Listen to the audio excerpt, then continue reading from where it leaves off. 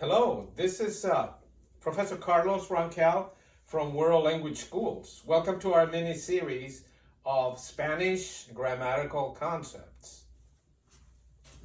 Oh, hi Paula. Hello. How are you? I'm good, how are you? Good, I'm glad you're here. You're one of our top teachers, best teachers. So I'd like to ask you a few questions, and it has to do with the verb to be.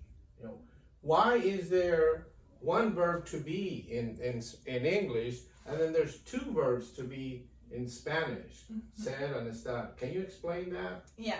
So, in Spanish actually differentiates permanent from temporary situations. We have one verb for each.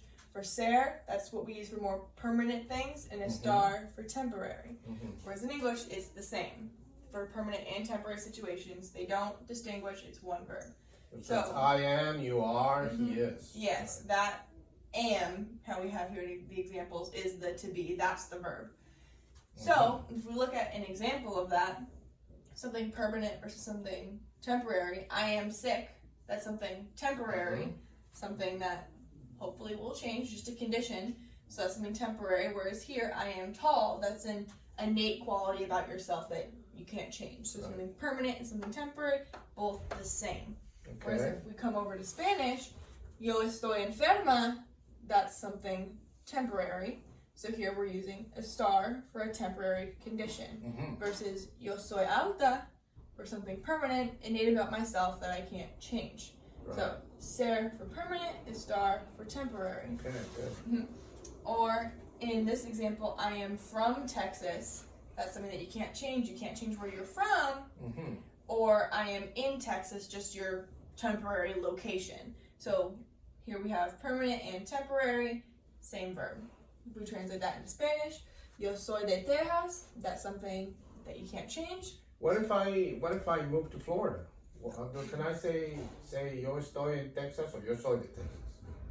Yeah, I mean, yeah, if you move to Florida, that's fine. You can say yo soy de Florida. That can change. That's what's good about Spanish. Since we have that distinction, we can be flexible. Right. So, but if you do say yo estoy in Texas or in Florida or wherever, you're implying that that's something temporary, a temporary location. Whereas if you say yo soy de Texas or Florida or whatever, that's saying, you're implying that it's permanent.